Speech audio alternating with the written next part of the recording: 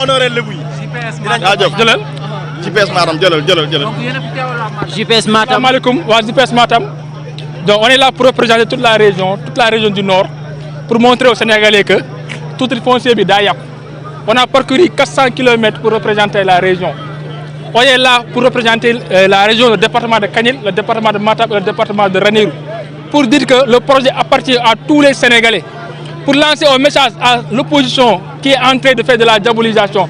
Pour dire que Sonko est là pour combattre les Foutanké. Lolo Amoul, Matam est au corps du projet.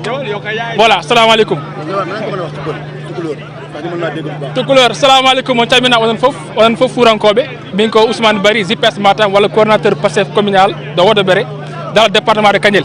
Mingrek va représenter toute la région de Matam. Pour le Fourankobe, Fouta Diako est passif.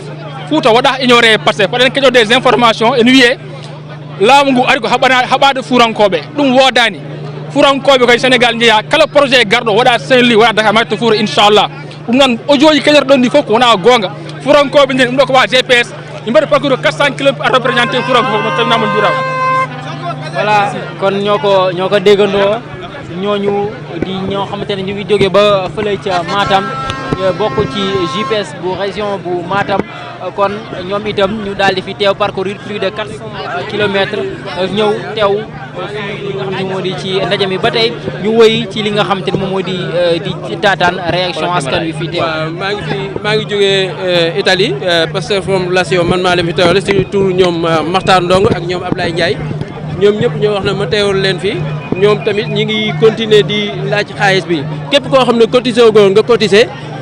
si am na numéro postepay yu ñu joxe si groupe bi ku si nekk na nga dugal sa xaalis nga cotisé ku nekk Sénégal tamit mun nga cotiser si même si numéro postepay boo ko yónnee rek après dina dem waaw gars yëpp ñu ngi leen di sant di leen bu baax di leen gërëm di sant président Ousmane Sonko di ko ñaanal yàlla may ko fanu gudd ak président Diomaye Faye di wax ne képp koo xam ne nii tey yaa ngi taxaw da ngeen mobiliser comme ni ñu ko defoon si élection présidentielle yi ñu mobiliser même famille bi nii ku si nekk na nga dem woote ji le 17 novembre ñu jox leen majorité bu doy ñu mën a liggéey waaw parce que combat bi day soog a commencé nekkul na liñ leen a fal ak toog di leen xaar moo tax ñu bàyyi lépp ñëpp nañu booloo ñu nekk benn ñu fal président Ousmane Sonko mu am majorité bu baax incha allah Sénégal jëm si kanam. est-ce que am nga yaakaar majorité bu am. bu soobee yàlla non dinañ fal lu ëpp loolu.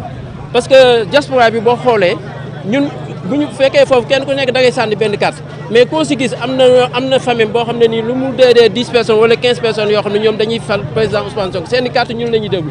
comme ni mu demee woon si élection présidentielle yi noonu lay loolu moom bu ngeen tëddee sax mun ngeen nelaw élection yi fii que président Diomaye jàpp ñun dafa sori si ñun dañuy yàkkamtu mu ñëw ñu jox ko mesure ñu continuer dem liggéey wasalaamaaleykum wa rahmatulahi taala wa barakatuh dégg ngeen jërëjëf moom bokk si ñi nga xamante ne itam ñoo bokk ci Pastef diaspora ñoom itam daal di nañ fi teew